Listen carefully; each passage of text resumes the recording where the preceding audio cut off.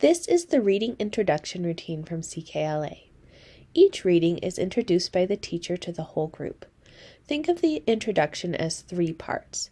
First, students activate prior knowledge by reviewing what was previously learned, which lends itself well to incorporating partner activities.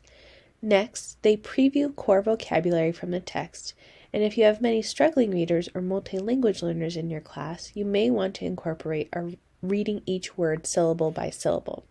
And finally, a purpose is set for reading or listening.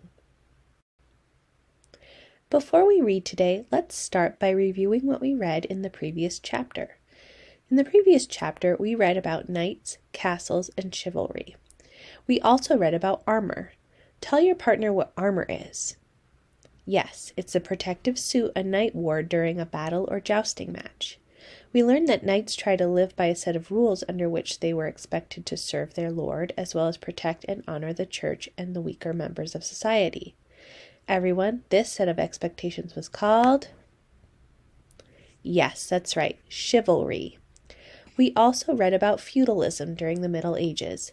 Let's name the 3 groups of people who played important roles in feudalism. Yes, serfs, knights, and lords. Let's jump back into the text. Turn to pages 12 and 13 of the reader. Describe to your partner what a typical manor looked like. Yes, a large manor or castle surrounded by a number of serf houses and farmland. The serf houses were made from wood, mud, and straw, and the farmland was divided into strips. Today, we will be reading Chapter 4, Merchants, Markets, and Mud, Towns in the Middle Ages. Please turn to the table of contents, locate the chapter, and then turn to the first page of the chapter. Before we read the chapter, we are going to locate and define some vocabulary words from the text. The first vocabulary word we will encounter in this chapter is fueled. Please find the word fueled on page 30. Each vocabulary word will be bolded the first time it appears in the chapter. Please find the word fueled in the glossary at the back of the reader and read the definition.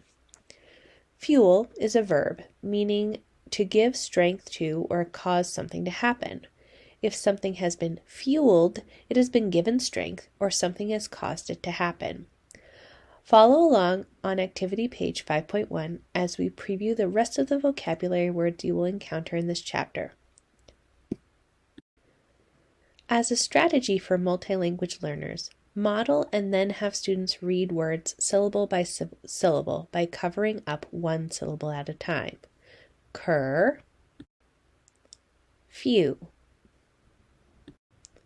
Before we read, let's take a look at the big question at the beginning of the chapter. Read with me. How did the growth of trade during the Middle Ages affect the way people lived? Let's prepare a T-chart graphic organizer to help you keep track of information you gather as you read about medieval towns and how the growth of trade impacted the way people lived in positive and negative ways.